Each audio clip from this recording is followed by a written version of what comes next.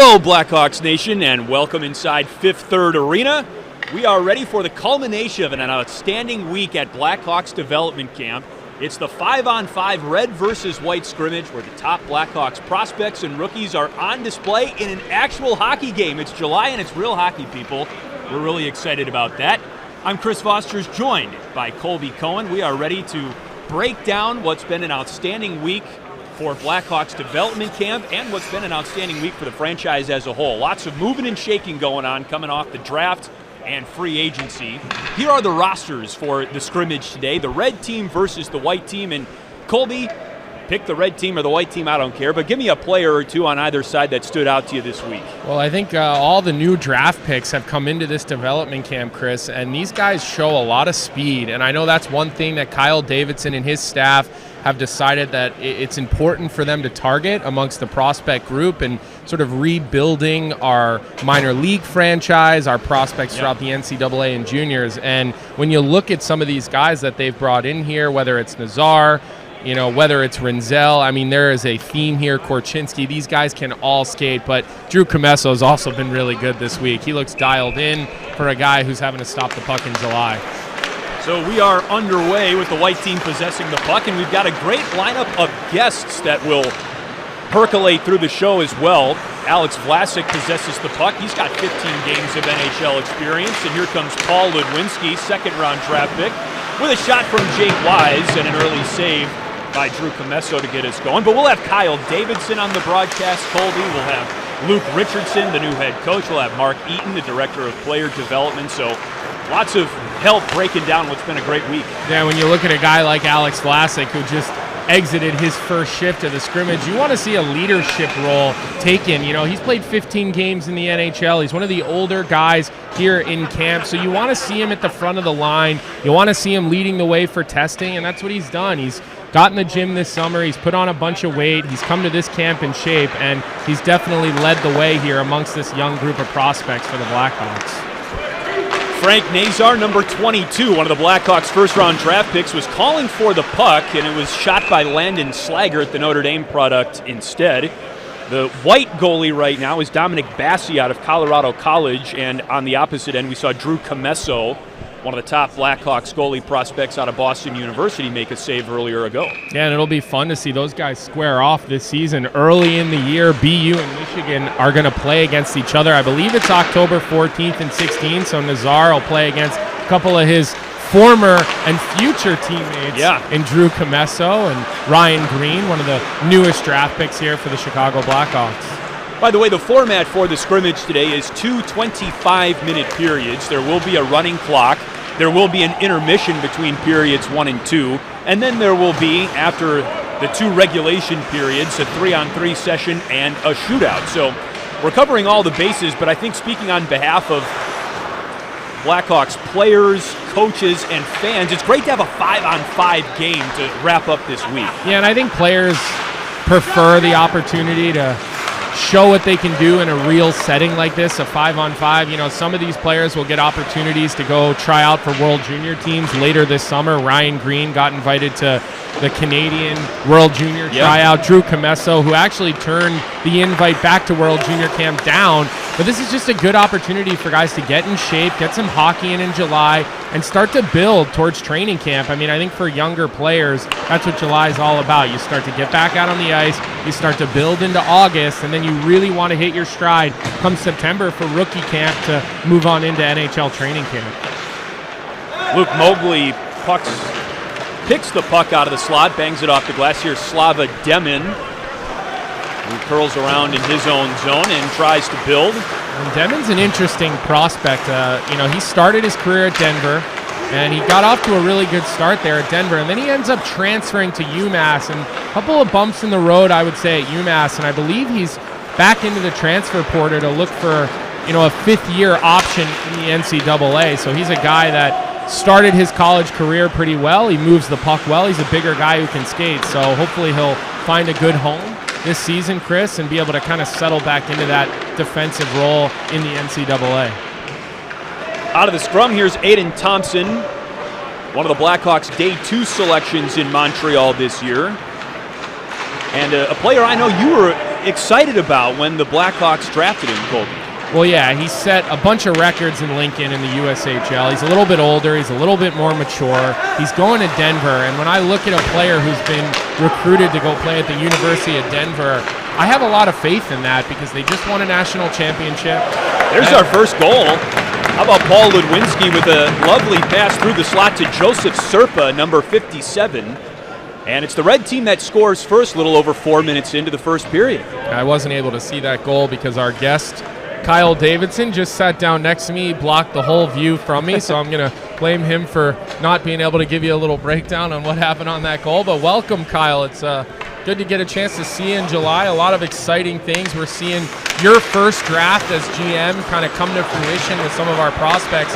Tell us a little bit about what you've thought about this week.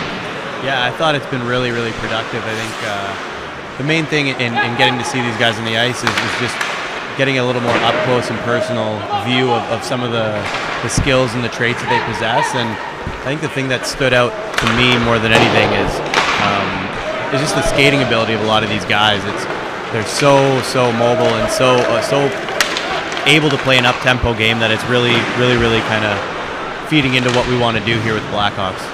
Yeah, I mean, I've been able to come every day but Wednesday when you did some of the skate testing, and I mean, it's noticeable when you watch Korchinski, Nazar, Rinzel, Thompson. I mean, these guys all play with a lot of pace, and you know, the other thing that I've noticed too is guys like Nolan Allen and Del Mastro, how much more comfortable they look. You can see some maturity, and they're kind of growing into themselves, and I think it's translating out on the ice. I'm not sure if you've kind of felt the same way or not. Yeah, definitely. I think you see these guys that come back a year older. They're just more physically mature. They've grown into their bodies a little bit, and they just look a lot more comfortable and physically able on the ice. It's really good to see that progression. That's what you want to see from one summer to the next, and hopefully they again have another good off season and another good year developing and come back even better next year. Kyle, night of the first round, Colby and I were getting together at his place. We were thinking we were going to have a quiet night. We grilled some pork chops, things like that. Then all of a sudden, you went into gunslinger mode, and the Blackhawks had 3 first-round draft picks. I was expecting you to walk into development camp wearing cowboy boots or something like that this week. No, it was a really exciting night for the Blackhawks organization. And look, the plan is in motion right now. How does it feel to be at this stage in the process? Yeah, it's exciting. I think obviously there's a lot of tough decisions you have to make at this stage of our development, and we saw some good people and good players walk out the door, which is never easy. But you know what? As a rebuilding team, we didn't have any first round picks, and it's not a great thing. And so you need to find that new young talent, and the first round's where you find it. And so we needed to get into that top 30, and luckily we were fortunate enough to get into the 2 picks in the top 15, and then one at 25th overall, and really able to target and acquire some players that we really coveted. Well, it's been fun to watch these guys this week. I mean, Rinzel, I know he's a guy that we grabbed late in the first round, and you look at a guy of that size who's a right shot defenseman, it's hard to not get excited. I mean, I know that these are guys that are going to go play college. They're going to continue to play juniors, and they're going to tell us when they're ready, as I think Mark Eaton said earlier this week, which I love that line. But just looking at some of the players that we have here, I look at Alex Vlasic, a guy who had a little showing at the end of the season, and I've watched him this week, and I mean, he's definitely stood out. Yeah, he's really taken on a leadership role. You can see it, and I think that little bit of NHL experience and pro experience really does wonders for a player's development and their confidence, and to get a taste of that was huge for him. And so you see it translate out on the ice this week at development camp. And you mentioned Sam Rinzel, and he was a player that we really targeted. He was high on our priority list, that we really wanted to get Sam and bring him into the organization. And right from we saw him early on when we were up in Minneapolis for the rookie tournament. We went and saw him play with some other high school kids up in the Twin Cities there, and liked him from day one, and that transferred through all the way after his high school season ended, and we saw him at Waterloo in the playoffs in the USHL. Just a guy that had the traits that we really coveted and wanted to wanted to acquire. Blackhawks general manager Kyle Davidson is with us on the 5-on-5 red versus white scrimmage to wrap up Blackhawks development week. It's 1-0 the red team in front, only goal from Joseph Serpa so far. Kyle, doing some reading and some research on the prospects that are competing this week, I can't help but notice a lot of common themes and attributes when you read some of the write-ups on these guys. High motor, strong skater, physical player. You know, you can really tell that it's qualities like that you're really looking for as you round out the Blackhawks roster. Did you say that's accurate? That's a goal right there, in and out. But nice shot. It was a great shot from Philip Roos. All at the edge of our seat trying to see who that was. Forgot your question. No. Your first European free agent signing. That's right. Philip That's Roos. right. Yeah, Philip out of Sweden. But no, you're exactly right. I think the thing that we want to bring into the organization and the traits we want our players to possess are that high motor, up tempo style. We want guys to really play fast, and you need one good skating technique and skill to do that, but you also need a mentality of high character, high compete, and that all goes into the mix in terms of finding the types of players we want, and then translating that into a style of play we want to play. So let's stay on Philip Roos for a second, because I think he's an interesting prospect for us. He played at Skellefteå in the Swedish Hockey League, which is one of the better places that you can play. I mean, they possess the puck. I remember playing against them in a game years and years ago where we never touched the puck. They're constantly regrouping, holding onto the puck, looking for a play. Can you explain to our fan base, how do we find a guy like Philip Roos who's playing over in the Swedish Hockey League? He's 23 years old. He's a free agent signing. I mean, he's a big boy who can skate. You know, it just take everybody inside a decision like that to sign a guy who we didn't draft, but we obviously have scouts around the world. But I just don't know if everybody quite has the appreciation level for where we go, because Skellefteå that is the most northern part of Sweden. It is a small town of very few people. Yeah, I think it starts with establishing a fairly specific demographic and population of players, where you eliminate all the draft eligibles because that's for your amateur scouts and for the draft. And then there's some players playing overseas that are older and maybe don't have some of the skill sets that we're looking for to bring over to the NHL, and so you eliminate them, and then you're left with this group in the middle that's early to mid 20s that do possess some upside and some of the skills and traits that we're looking for, and that's when our scouts, specifically those Talk Sweden, our pro scouts in Sweden, Mats Helin and Peter Sundstrom, they'll start digging down and drilling down into these population sets and really, vetting out, are these players we see that have NHL upside, or are they guys we want to pursue? And in Philip's case, it worked out that we did want to pursue him.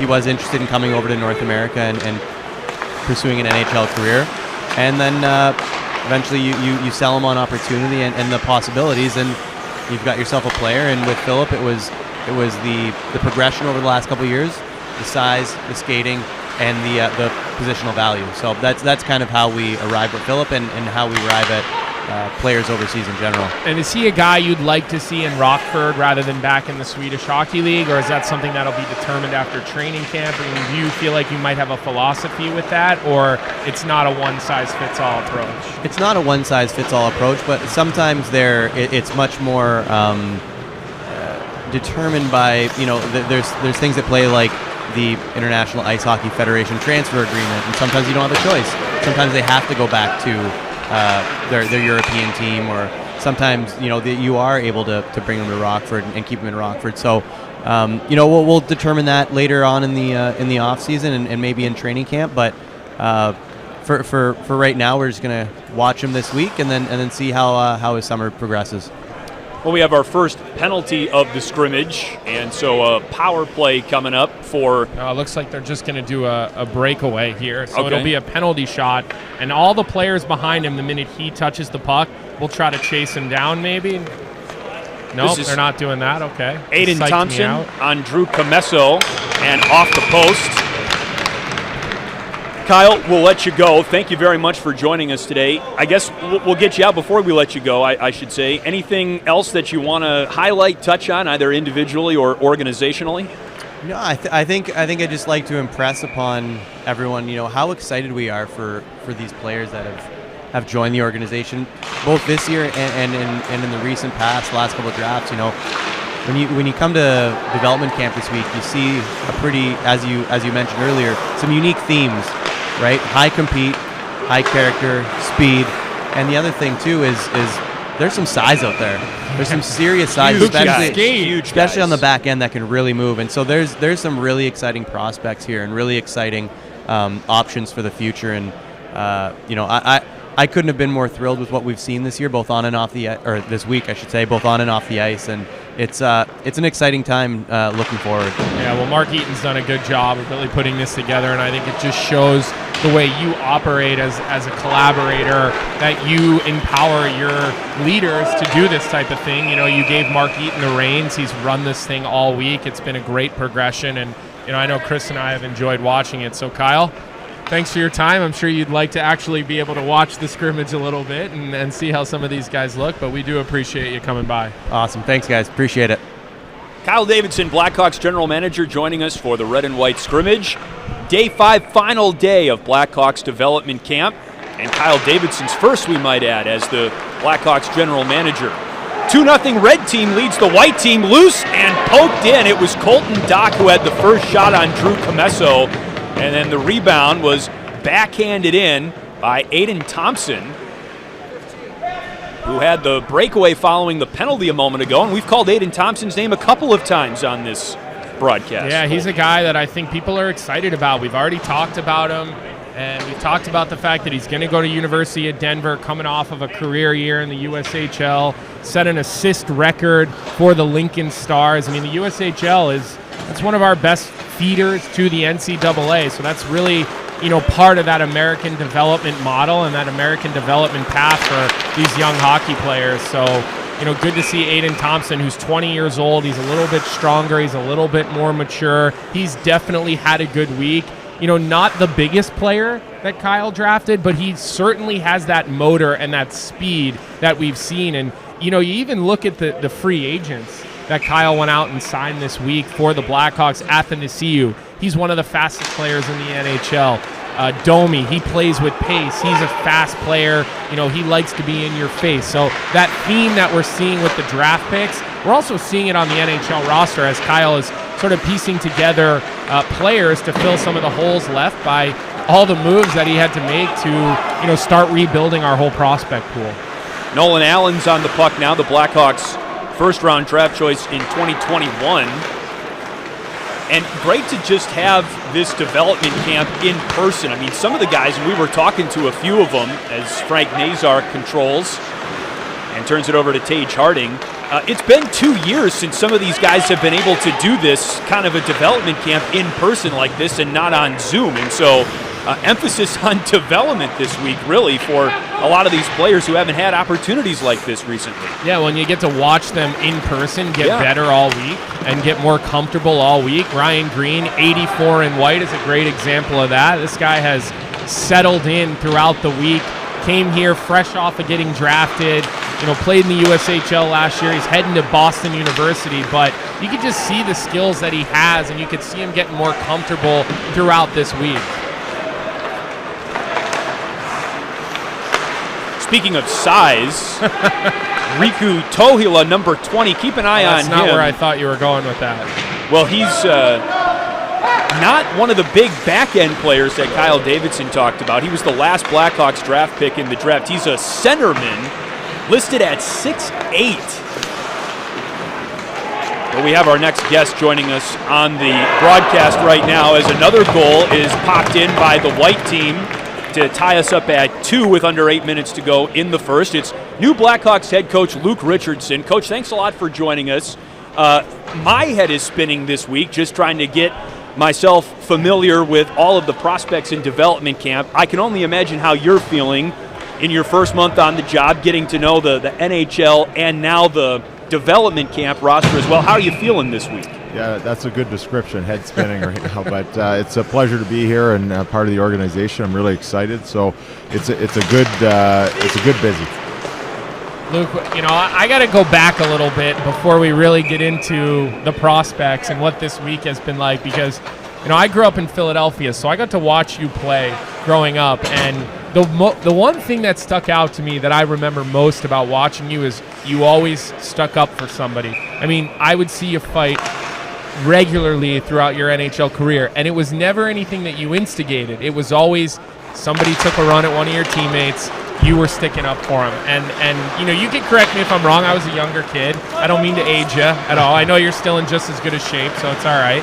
But is that something that you want to see and that you bring, that attitude of team, looking out for your teammates, making sure you're sticking up for the guys? You might be a young group, but it doesn't matter. You can still be in your face and still have that type of attitude and swagger.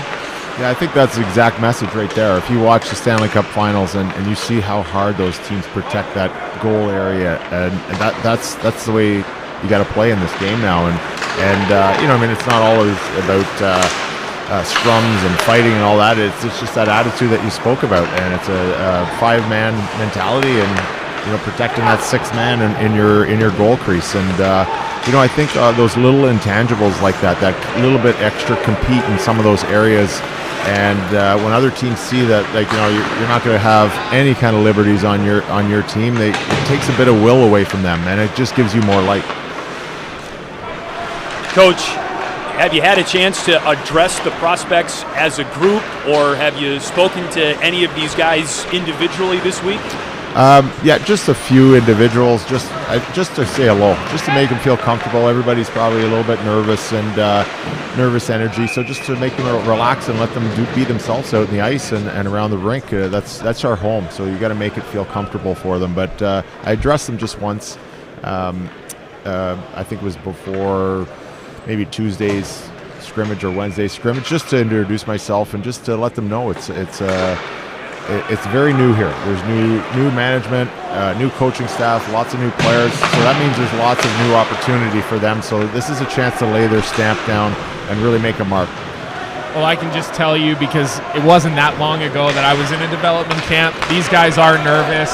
They're worried about everything that they do, every drill. They know our management, you're standing up there, you guys are watching, and I think that goes a long way in making the players comfortable. Tony Granato used to do that, in my development camps in Colorado, and then by the time we started to arrive, it felt like there was a relationship there, and it made us more comfortable as young players when we arrived, and I think that just goes such a long way. And I've been kind of talking to Chris about this all week, how, yes, the on-ice is important, the off-ice testing is important, the nutrition, all the different things that you guys have run our prospects through is important, but just that comfortability of being in the locker room, knowing the equipment staff, knowing your way around, just makes you a little extra confident when you come to rookie camp. So I think having you here, being a former player, I think that just goes such a long way for the prospects. Kevin Dean, a guy you just hired, was here all week, and I know Derek King will probably start to filter in next week, and a guy that we all know and already love around this place. So, what was that like, picking your own staff and getting to make those hires, and what was that process about for you? Yeah, no, it's great. Managed by Kyle was great from the beginning. He just said, we just love you to consider Derek King, and he's been great for the organization, and I understand that. I've been in the minors and an assistant coach up top, and done a little bit of interim coaching as well. Yeah, so won some pretty big playoff series as an interim head coach. So you know what, I've known Derek a long time. Played junior against him, played an all-star game with him once in junior, and we were on rival teams, so it was kind of funny. We had a little chuckle. We really liked each other, but we had to go back to our battle ways after that. And then in the American League, he was in the Toronto Marlies, and I was in Binghamton, saw each other quite a bit. I love his demeanor on the ice, and that's exactly what we're going to bring to this team. A little bit of a calmer demeanor on the bench, a lot of teaching, a lot of communication, and he fit right in. So it was an easy conversation, and I'm glad he's coming back. And then Kevin Dean was right on the top of my list from day one. If you watch Boston Bruins the last 10 dozen years, how well they play structurally, D-zone, penalty kill, team mentality of protecting each other. That's exactly what we want here. So we're really excited to have Kevin along. Yeah, and he has such a calm demeanor. I spent a couple of years playing for him in the American League when we actually were playing against you and you were a head coach. And I know I joked with you at your introductory press conference, but those teams you were head coach of, they were not fun to play against. You know, those teams were in your face. They were physical. They were big and strong. And, you know, when you had to go play against Binghamton, you know, your groin might have been a little extra sore either before or after that game, you know. So, you know, what's been the thing that has stuck out to you this week the most? I think we all have our different opinions about the way this has looked, but, you know, kind of interested to hear your point of view. Yeah, you know, I've been involved in 3 other organizations and development camps, and the actual size and skill level out here is unbelievable. It's by far the most I've seen probably since like an early time when I was in Ottawa when they had Mark Stones and Pageaus and all those guys there. Like that, very similar. You know, a lot of size on defense that can move the puck. And then you got some dynamic guys, like just watching Rolston out here. You see some flashes of his old man down there and the way he shoots that puck. Oh, he shoots it just like his old man, doesn't he? Unbelievable. Yeah. It's unbelievable. And he's right-handed, not left-handed. Told me his dad can still shoot 105, by the way. Oh, probably. And so it's really exciting to see this here. And the compete level's been great. And I think that was addressed by management. They want the compete level to be high starting from day one. And these guys have a chance to implement that. And now we have to follow through with rookie camp, regular camp right into the season. So it's a good start. Well, anybody who saw you play throughout your long NHL career knows compete was something that you did every night. So I think that's something that, you know, our fan base will come to expect from our teams because that's something that you expected out of yourself every night of your career. Yeah, and that's the NHL. And if you don't compete, everybody skates now and, you know, skilled, but if you don't compete, you're not going to be able to have the puck. You're not going to be able to, you're just going to chase the game. You're going to waste all your energy defending, and that's not what we want to do. We want to try and defend fast and be aggressive that way so we can have the puck, so we use all that great energy on offense.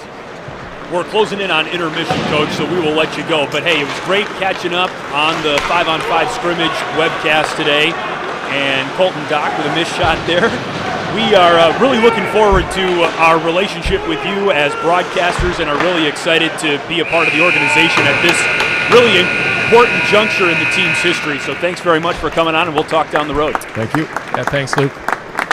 It is intermission. 25 minutes down, 25 minutes to go. They are going to flood the ice here at Fifth Third Arena with the score 2-2. The red team and the white team are even. We will step aside for intermission and return for the second period. Don't go anywhere.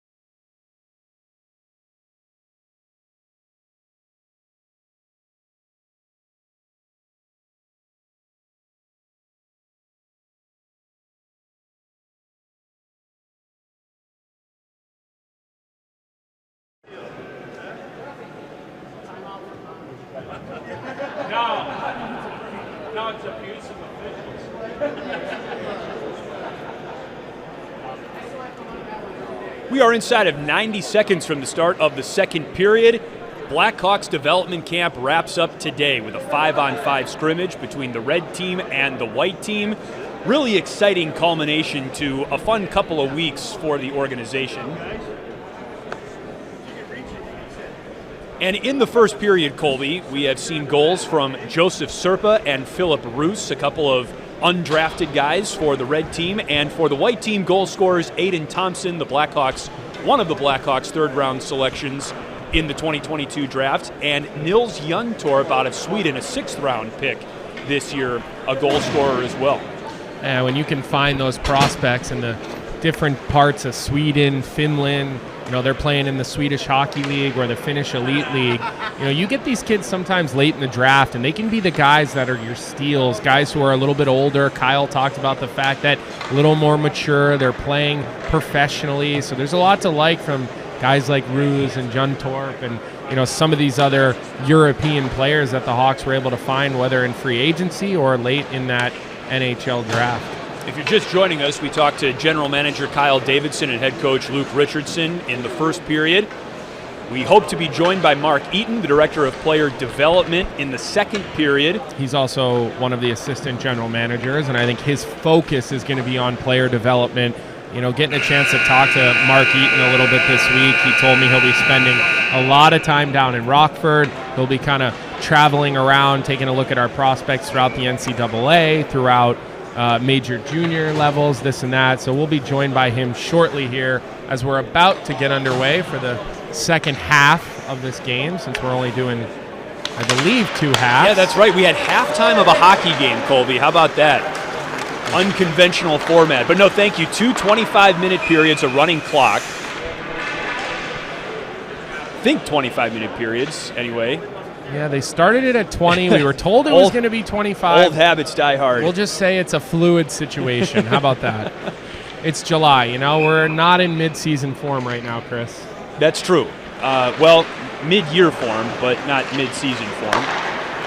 Alex Vlasic and Sam Rinzel are the two D-men on the ice right now for the red team. Rinzel, the 25th overall pick in the draft, came over in the Peter Mrazek deal from Toronto, and Alex Vlasic, the only player at development camp with NHL experience. He played 15 games at the end of the season for the Hawks after his college season at Boston University wrapped up. Aiden Thompson, number 15 in white. Paul Ludwinski, number 91 in red. A couple of 2022 draft picks with that face-off.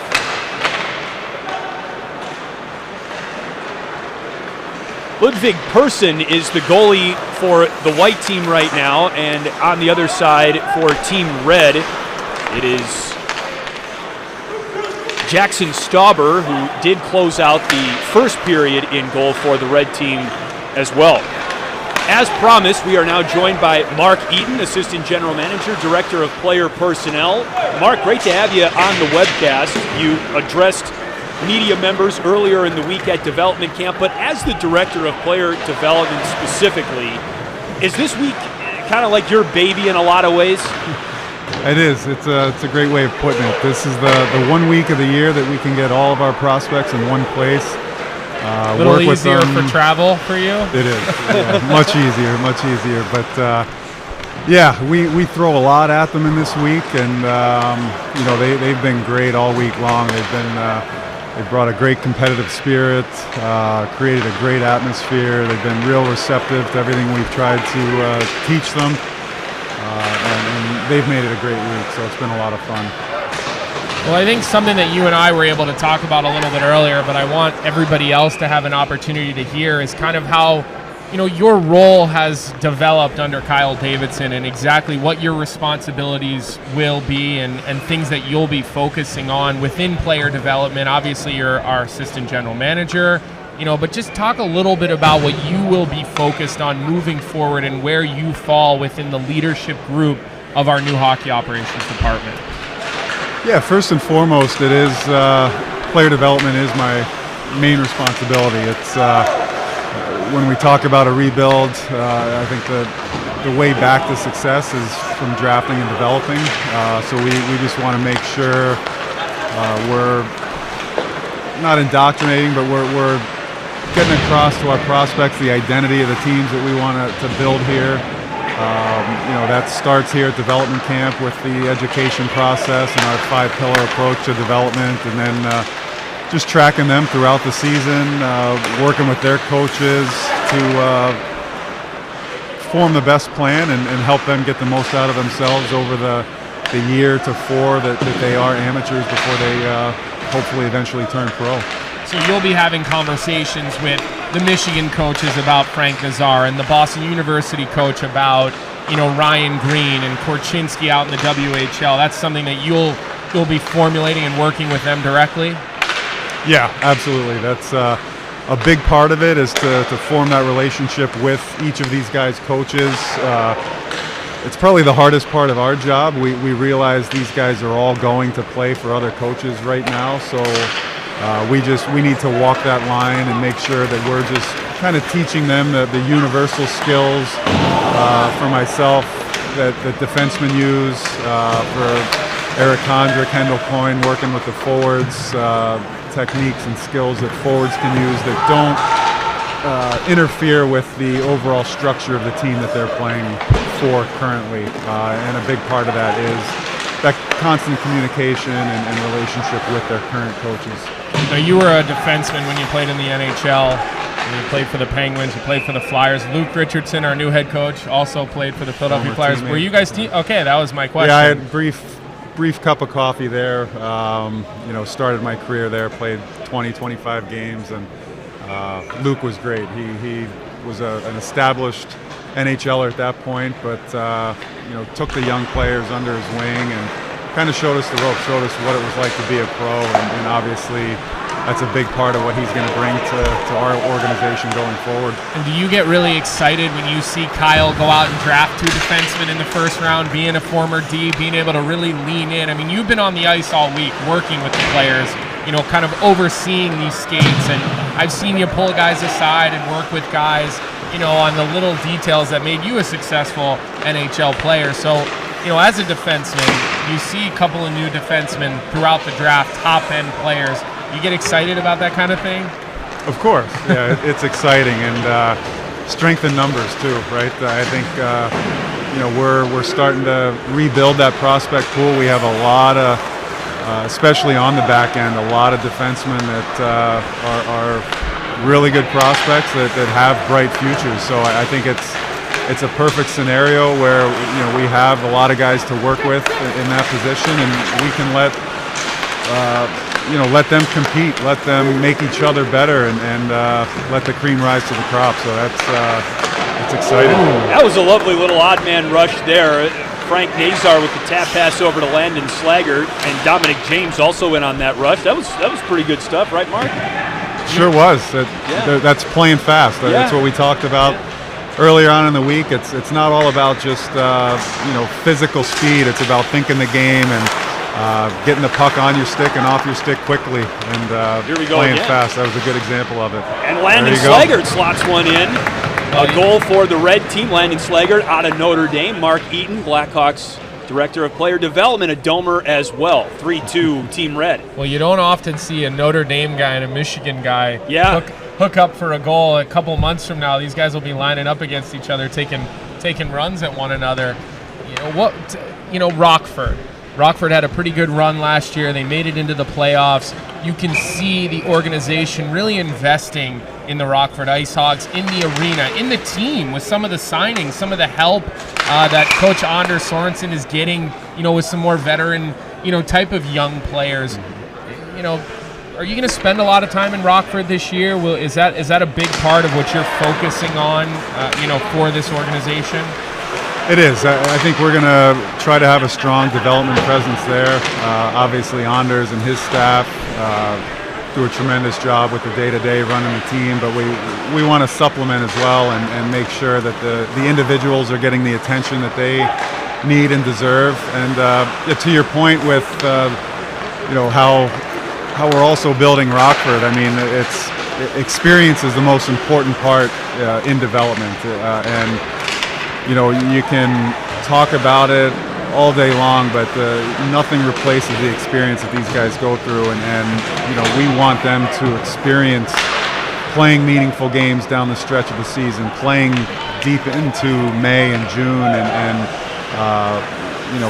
feel those pressure situations that come with playoffs, and feel that ramped up intensity, because there's nothing that we can do through video or on the ice at development camp to replicate that kind of pressure, and it's such a huge part of a young player's development. Yeah, so often, and I think back to some of those Hershey Bear teams with, John Carlson and some of these players that came right out of juniors or college. They got to go to the American League playoffs. They got to go on deep American League runs, and then come NHL training camp, Mark, they look like different players to me.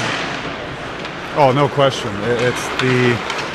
It definitely, confidence is a big thing, and to go through it and hopefully thrive and play well in that situation, it's just another way of building yourself up, building up that confidence, which we all know as former players is it's so important. You have to have confidence, and to go through the rigors of playoffs and realize that you belong and that you can contribute to a good team and a winning team goes a long ways in helping a young player realize that he does belong. Mark, some of the players that you spotlighted earlier this week as having really good development camps, goalie Drew Comesso, Alex Vlasic, defenseman, also Wyatt Kaiser. You want to touch on any of those guys again here on the web stream, or anybody else individually that you have noticed as this week has gone on? Yeah, I said it earlier in the week. It is it's a disservice to everybody to try to single guys out. That's but true. I would reiterate what I said about those 3-4 guys that Alex, coming off his stint in the NHL, kind of like you just touched on, Colby. He went through it. He played some NHL games. More of a belief that he belongs. He saw what he's potentially capable of, at some of the things that he needs to work on. So he's taken on a real leadership role in this camp. Wyatt as well. Talked about at the end of his season in Duluth about the investment that he wants to make in himself this summer. I know he's really committed to his off-ice training, and just 5-6 weeks into that, he said he's never felt better, and it's shown on the ice this week. He's looked really good in this game here today. Drew, obviously, as well. Has put in a lot of work. He'll be going back to BU and put that team on his shoulders. So it'll be a great experience for him, and Landon as well. Like I mentioned earlier in the week, going back to Notre Dame, and just the identity that we talk about that we're trying to create here with the compete level, the speed. It's no surprise that those guys are standing out, because they have all of that. They have those capabilities. Well, and something that I find to be a little bit of a common theme in some of the players that you just mentioned, these are players that are well into their college careers. Drew Comesso has been an Olympian. He's had a couple of college seasons under his belt. Slaggert has played for Jeff Jackson. I mean, you're going to learn how to play hockey the right way under Jeff Jackson. Wyatt Kaiser continues to get better every year. I watch him every year in the tournament since he's got to Duluth. Scott Sandelin, his coach, is well known as a phenomenal hockey coach, a details guy, kind of has a little bit of that pro mentality. So these guys are all getting an opportunity to stay in college, take their time, be well coached at some of the best programs. Aiden Thompson's going to go to Denver and play for David Carl, who's a phenomenal coach. Nazar is going to go play for Mel Pearson at Michigan. As for me, and Chris and I have talked about, it's exciting for us to see where our prospects are playing at these big name places. Jay Pandolfo's going to coach Ryan Green. You couldn't ask for better guys, Stanley Cups, NHL former players, to be kind of helping usher some of the next generation of Chicago Blackhawks along. Yeah, and it's exciting for us on the development end as well to know that there are so many great programs out there, and another, I think, philosophy that we're taking as an organization is to be patient with these guys, not rush them along. And there's, let them tell us, you said, right? There's 31 other NHL camps going on. There's a lot of good players out there, and there's no need to rush a guy, pull him out of his current level if he's not yet dominating, if he still has room to grow. So, you mentioned those programs, and then just combined with our philosophy of being patient, I think it's the best approach for these young players. Mark, thanks so much for joining us, and thanks for answering our questions. Especially when we ask about singling out players, that's a tough spot to put you in as the director of players development. Just remember, he did it, not me. So I stayed away from that question. Thank you for answering the question. We really appreciate it. And thanks for hopping on the 5-on-5 webcast with us. Thank you, guys. I enjoyed it, and I know this kind of gives you the itch for the season to get going. Oh, it totally does. Ready to get at it. So appreciate it, and look forward to the season to come. Yeah, we'll be in touch with you for sure, especially with your role being so important in this whole rebuild. So you're a guy we'll definitely circle back with. Absolutely. Look forward to the continued conversation. Mark Eaton, Assistant General Manager, Blackhawks Director of Player Development, as we work our way through period 2 of the 5-on-5 development camp scrimmage. Only one goal in the second period so far for the red team, Landon Slaggert. And he's part of a really impressive line that I've started to notice, Colby, as this scrimmage has worn on. The Slaggert, Nazar, and Dominic James line. They were just on a moment ago, had another goal-scoring opportunity for the red team. Dominic James, another guy to keep your eyes on. He's Minnesota Duluth. He's actually was drafted after playing at Minnesota Duluth, so a guy who's got a little bit of NCAA experience under his belt, and I think our brass was able to watch him play at a higher level. And, for scouts, anytime you're able to draft a kid after having played at the college level at a higher level against 23, 24, and 25-year-olds, you get a little more comfortable, Chris, with who that guy could and will be. So Dominic James, another prospect that Blackhawks fans are going to want to keep their eye on at Minnesota Duluth, playing alongside Wyatt Kaiser, who's number 46 in white, out on the ice right now for Team White. And by the way, Mitchell Weeks is the goaltender for the red team right now. Puck down on his end. Vlasic eventually controls the puck for the red team. And Joseph Serpa, who scored the first goal of the game, turns it over to Wyatt Kaiser at neutral. That's a nice little escape there by Wyatt Kaiser. I like this D pair with Korchinski, of course. Just went 7th overall to the Chicago Blackhawks. And right away when we drafted Kevin Korchinski, my first text message was to Colin Fraser. Now, Colin Fraser's done a little bit of TV work for us this year. He's jumped in. He's done some radio. You know him from being here and being a part of the Stanley Cup groups, a guy that, teams always wanted to have on their roster come playoffs. That's the kind of player that Fraz was for, different organizations. But the minute we drafted Korchinski, I had to reach out to him. He's one of our scouts. He's out west. He's seen him a lot. And he told me he really reminds him of Shea Theodore. And watching Korchinski play this week, watching his poise with the puck, especially the way he kind of moves in off the offensive blue line and uses his shoulders, so deceptively. There you go, right there, as he kind of pulls it from backhand to forehand. And you see the puck poise and the patience, finds a little bit of a lane, makes space for himself using his feet and his skills. And, that is very Shea Theodore-esque. So, when they're telling me this guy reminds him, of Shea Theodore, that's exciting. I mean, I love watching Theodore play. I think he's underrated in Vegas. I think he's one of the better, offensive defensemen in the NHL, the way he's able to really control a game with his feet and his hands and his brain. So, Korchinski, it's not often you're able to get a big guy who has those attributes, and that's what made him a top 10 pick in the draft, Chris.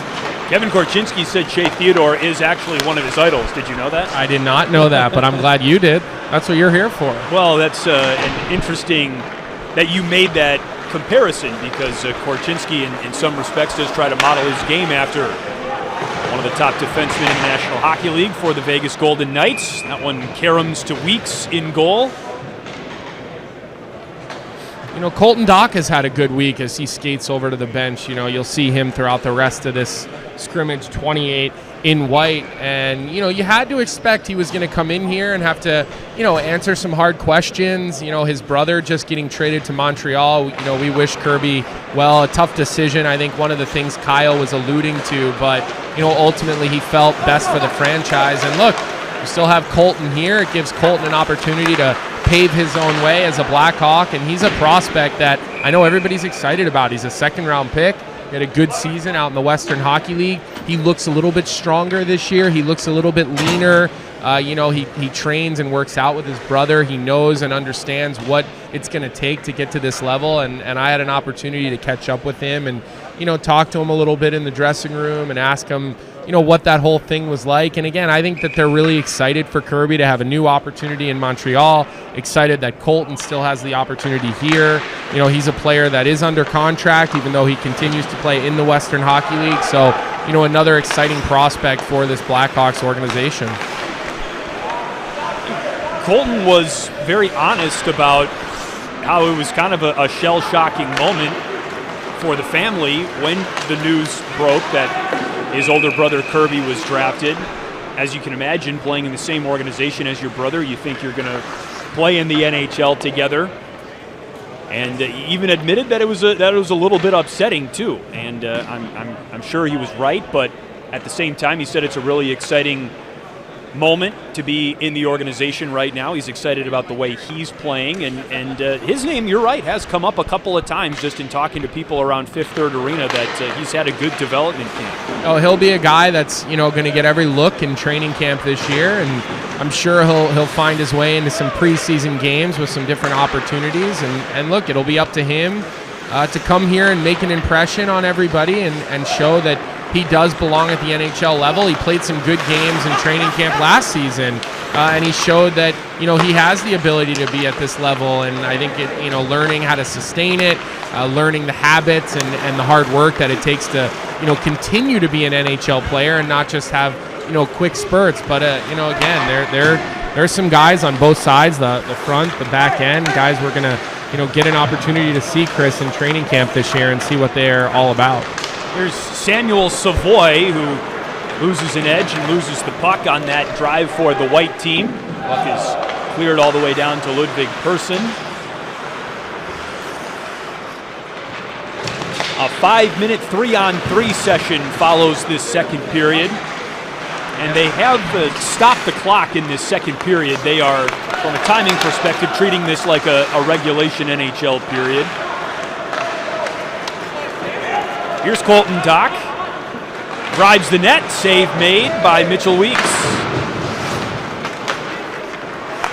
Speaking of big guys in the organization, there's a big defenseman on the ice right now for the white team, Louis Crevier, number 45, 6'8". And you don't get to this stage, even, Colby, with a penalty coming up, at that size without being able to skate. Well, you look at a guy like Crevier and you see the improvement from training camp last year. I mean, I didn't get to see him in development camp any year before this, but last year we got to see him in rookie camp. We got to see him in NHL training camp, and you can just see that he's grown into himself. He's another year older, another year stronger. He looks a little more fluid on his skates. I mean, he's 6'8" on feet, which means he's pushing 7 feet tall on skates. I mean, that is a big individual, as we're going to see a penalty shot here for the white team. It looks like that's Ryder Ralston, the son of Brian Ralston, longtime NHL player for the Minnesota Wild. Everybody chases him down. This is what I thought would happen in the last one, as the goalie turns that one away. Another penalty, maybe? That's what it looked like. Oh, redo? Ryder Ralston. High stick. It was a high stick. Ryder Ralston has knocked a couple off the post in this scrimmage. It's like Slaggert took a high stick. Hopefully he didn't lose any chiclets in July. It's not the time of year you want to lose them. Hopefully he can take this. Oh, yeah, if you're bleeding, you don't mind a little blood if you're getting a penalty shot. Eases the pain a little bit. Oh, yeah. This is Victor Skjernborg, who comes in on Weeks and scores. So back-to-back penalties drawn by the white team, the second of which leads to a goal. Number 72 in white, Victor Skjernborg from Sweden. This is a nice move. It was a really nice move. Held it. Quick to the forehand, that quick shot. Skjernborg is the Blackhawks' 4th-round selection in the 2021 draft. And is considered a really good defensive prospect. He's a forward, but considered one of the best defensive prospects at the forward position in the draft class last year. Well, and you get a lot of that in the Swedish Hockey League. He plays for Växjö, which is, one of the more premier clubs in the Swedish Hockey League. And, having played some games in that Swedish league, it's a very defensive-minded. I mean, there's a lot of skill and there's a lot of puck possession, but you don't see a lot of odd man rushes. You don't see a lot of high-scoring games. Normally you don't see, if they play 50 regular season games in that league, you don't see anybody with 120 points. Ryder Ralston tonight on the breakaway by Mitchell Weeks, who's got his number today. So when you have a guy like Sternborg, you're not surprised coming out of the Swedish Hockey League that they're known for their defensive style. I mean, there's been a lot of great Swedish forwards, and they're known for their habits. They're known for their play away from the puck. That one's offsides just by a little bit. Parker Fu couldn't hold up there, the former Olympian from Team China. Once an Olympian, always Olympian. That's right. I said former Olympian, so he is just an Olympian. Thank you for correcting me. Sorry to bust your chops, but I'm glad you brought up Parker Fu's name. He is an historic Olympian in that he scored the first goal ever for the Chinese men's national team at the Olympics in Beijing. You're just full of facts today, huh? His brother signed yesterday with the Vegas Golden Knights. His brother, Spencer Fu. Well, now you're dropping facts, huh? I mean, I read that on Twitter. It's not a good one like you pulled out. Blackhawks fans, Colby Cohen is back on Twitter. Yeah. No, don't make that announcement. It's too early in the summer for that. Ethan Del Mastro at the point. One-timer Philip Roos, who's already got a goal today, and the save made by Person. Ethan Del Mastro is another guy to sort of keep an eye on. Another able-bodied and good skating defenseman. Big dude.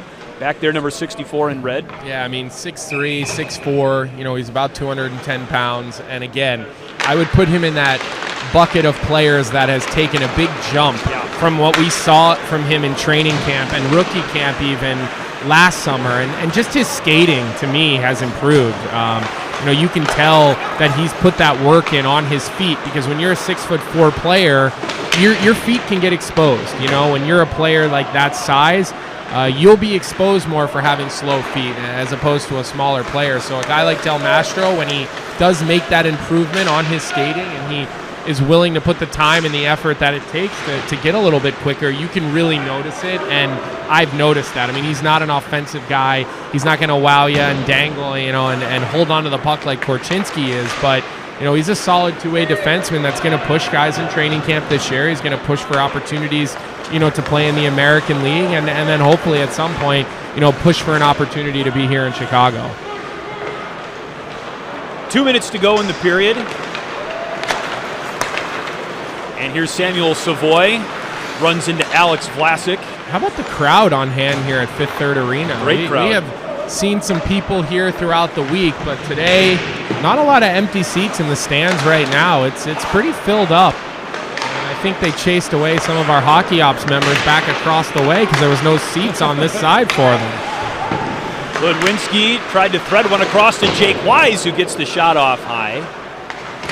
Jake Wise, a former Boston Terrier turned Ohio State Buckeye, gets checked by Samuel Savoy as the puck comes back into the red team zone. Crevier with a shot high in the slot that's tipped into the corner. Here's Rinzel, the future Minnesota Golden Gopher.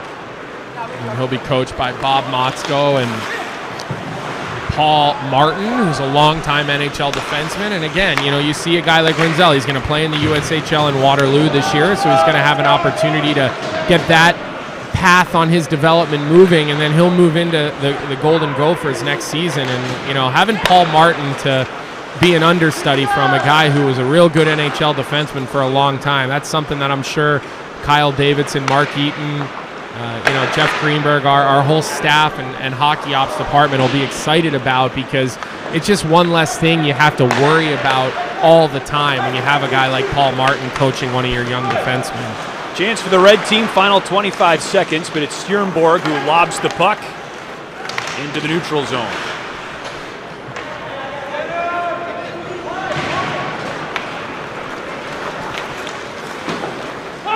been a very fluid couple of periods in the 5-on-5 red versus white scrimmage.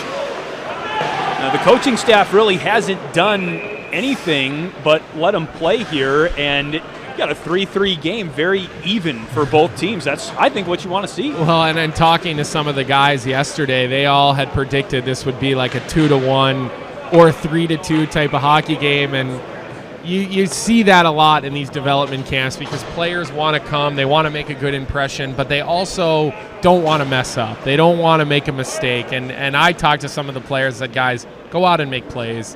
You know, they're not going to hold you to a minus in the middle of July. They want to see you make plays. They want to see your offensive ability. But I get it. You know, it wasn't long ago that I was taking part in something like this. And so I remember that feeling, Chris, and I remember that tightness and those nerves because you know guys like Luke Richardson, who played 20 years in the NHL, Mark Eaton, they're up there watching. They're up there evaluating. They're up there, you know, looking at the way that you carry yourself. So not surprised to see this low scoring and ending in a tie.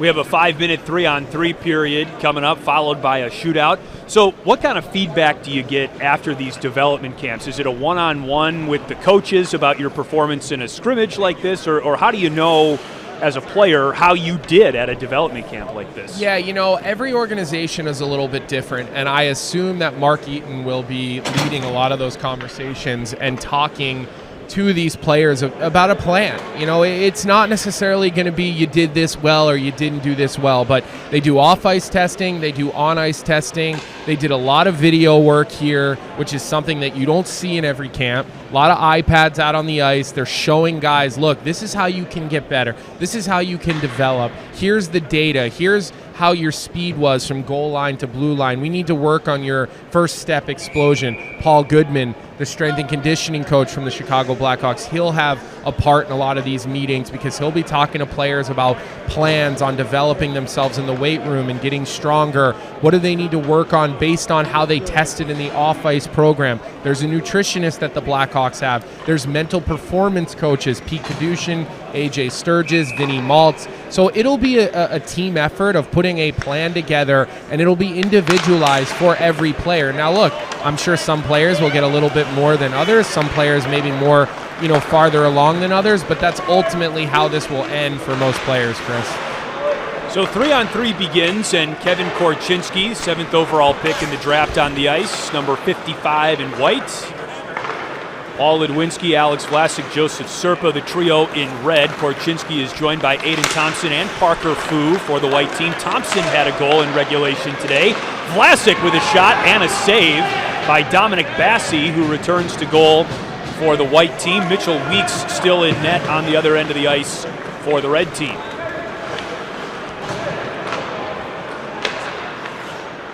After the change, Samuel Savoy brings the puck up, joined by Colton Dock and Wyatt Kaiser, the Minnesota Duluth Bulldog. Had his pocket picked by Sam Rinzel. Nice play by the defenseman.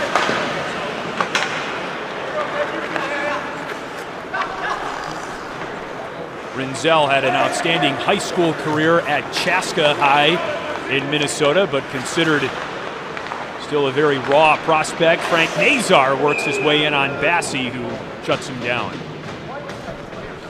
You can definitely see the skill of Frank Nazar. I mean, when he gets the puck, what he does a little bit differently and what makes him an elite player is he gets faster with the puck. And I think that's something that our management team keyed right in on. I mean, this is a guy who you watch him in the U18 World Championships playing for Team USA, and you know, he has that wide speed, but he doesn't slow down. And there are players in the NHL like Patrick Kane, who gets faster with the puck, like Johnny Gaudreau, who gets faster with the puck. And I think that's one thing all elite forwards have, thinking back to guys I even played with against, is those guys get faster. They don't get a step slower when they get the puck. They're not having to use it to slow themselves down to make a play, but they're able to actually speed up while slowing the game down, but their feet just never stop. And Frank Nazar, who's going to go to Michigan this year, who's going to be surrounded by other fast players, Chris. Michael Krutil on a drive.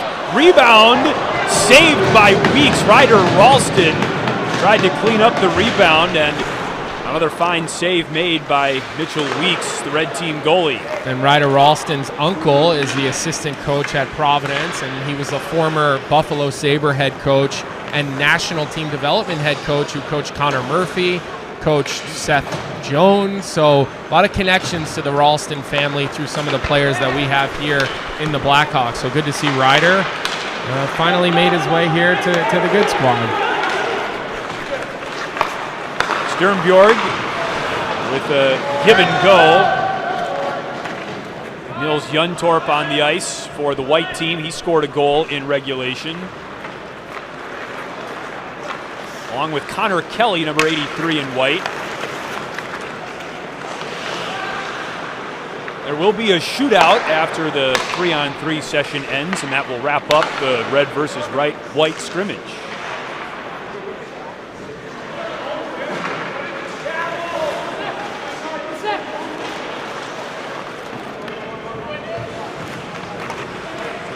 A couple of these players, in fact more than a couple, Colby, will head to either Team USA or Team Canada Junior National Development Camps not long after this development camp wraps up. Thompson with a rip high. Well, it's a bit of a strange year because they're going to replay the World Juniors this summer, and normally the World Juniors would have already happened. Obviously, COVID had shut that down, so it's almost we're going to have 2 World Junior tournaments within 6 months of one another, which, like I said, it's a unique situation, but they wanted to give, the guys who went and, had to be called back an opportunity. And yeah, Ryan Green for Team Canada, he'll be going to their tryout camp for the first time before he heads off to Boston University to start his freshman season. I know Drew Comessa was asked to come and be the goaltender for Team USA, which he had opted to decline that invitation, played in the Olympics this year, did go to World Juniors last year, went the year before, so a lot of hockey for him. He wants to really focus on, getting bigger, getting stronger, and getting ready to, as Mark Eaton said, put that Boston University team, on his shoulders and be a big part of what's going to, give those guys an opportunity to compete for an NCAA championship this season. Savoy on Ethan Del Mastro one-on-one, and here's Serpa who comes up with the puck, just over 30 seconds to go in 3-on-3. How do you think you measure up against some of these guys, Chris? Serpa with the snipe. I can't do that, I'll tell you that much. No way. Oh, all right. No shot, bro. I thought we were going to do skating lessons this summer. Well, my schedule got a little busy, and then you're going away for a month. I figure we got to get you on the ice at some time before training camp. I would love to. Maybe we'll put you in goal and we'll have Kaner and Taves come out and that'd be great. Do some shooting practice on you. That'd be great. No problem. But here, you got to wave at the camera first. Oh, okay. We're waving at the camera now. Say okay. hi to the fans. All right. I'm sure this is, it's just what they want to see in July. Yeah, hockey 5-on-5. Yeah. I think most people actually came here to Fifth Third today. It's a great arena and a great crowd in attendance. Certainly encourage all Blackhawks fans, especially those in the Chicago area, to check Fifth Third Arena out for a practice. Oh! Head off the post. I couldn't do that either. Well, my guess is you would have toe picked and fell. My guess too. Tage Harding shoots wide, and the 3-on-3 session ends with the red team on top of the white team 4-3. Let's just quickly give Joseph Serpa some love. Undrafted prospect for the Blackhawks, had a great season for the Kitchener Rangers in the OHL last year, but a couple of goals in the development camp scrimmage. That's something to feel good about. And a nice game-winning goal. Now, one thing to note is these teams were split up into 4 groups throughout this week, and they were competing all week. There was a point system, there were different drills, there were different small ice games. So, talking of Vlasic a little bit, obviously we got to know him well last season. These guys have been competing against each other for points all week in different things. So there's competition on the line, there's pride on the line, and we'll see how the shootout goes first as Jake Wise for Team Red. And a save made by Ludwig Persson.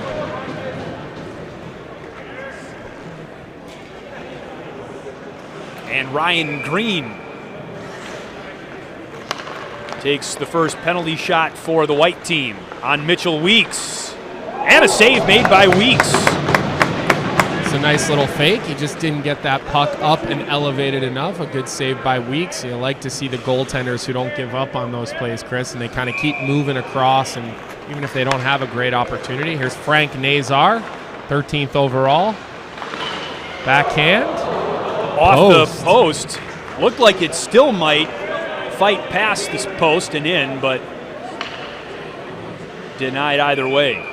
Colton Dock, 28 in white here for the white team. And he lost the puck. Here comes Rinzel. Let's see what kind of skills. We've seen them on display throughout the week. I think his puck skills and his skating are two things that have impressed me. Rinzel on Person, who's out of the crease to meet him. And a save by Person.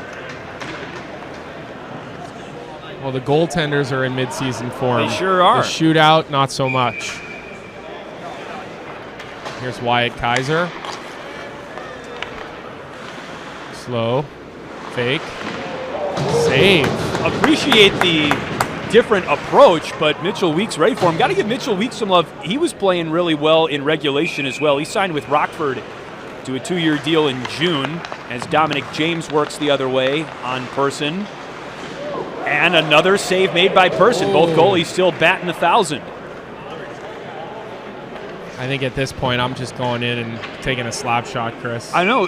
Raise the puck. Every shot's been going into the left flipper. He likes to shoot high, Thompson.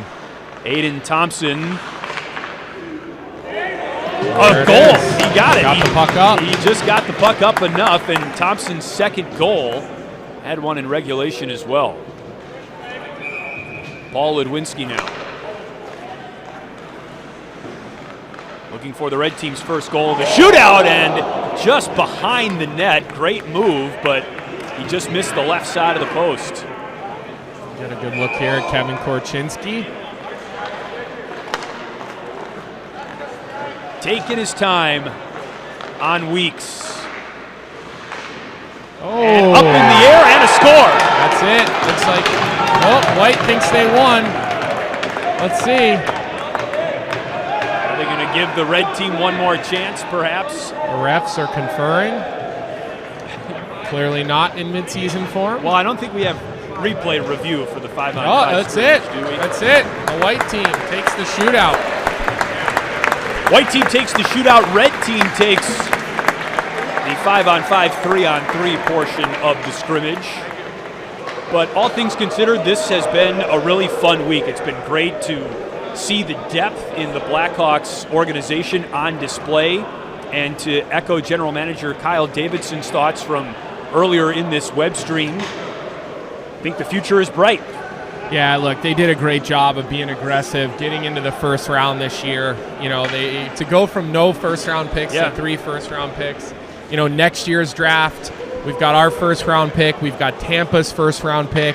I wouldn't be shocked if at some point, you know, Kyle's able to leverage a little bit of cap space to potentially try to, you know, acquire another first-round pick. I think a lot of people have talked about how deep the 2023 draft is. So, I mean, it would be pretty awesome if he could find a way to have 3 first-round picks again next year. Now, we all got to root for Tampa Bay to not be a great team this year. We don't want to see Tampa playing late into the summer because we want their first-round pick to be a little bit farther up in the order of players. But, again, I think Mark Eaton did a great job of putting this together. I think Kyle Davidson, you know, has shown in his tenure here as GM that he's not afraid to lean on the assistant general managers, the associate general managers. I think he was very open about Norm McIver having a huge role in hiring our new coaching staff and really leading that search.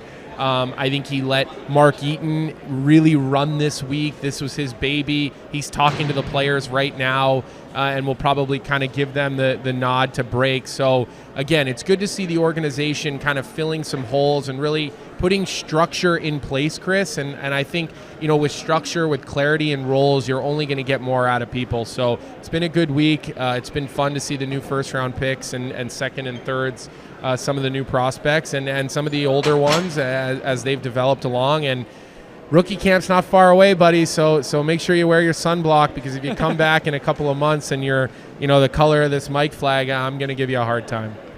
I will definitely make sure that does not happen, unlike some people Mitchell, on our Kersner. broadcast team who do not use sunscreen, but that is neither here nor there. Folks, thanks so much for watching. It has been great to be with you today all week long. We did forget one thing.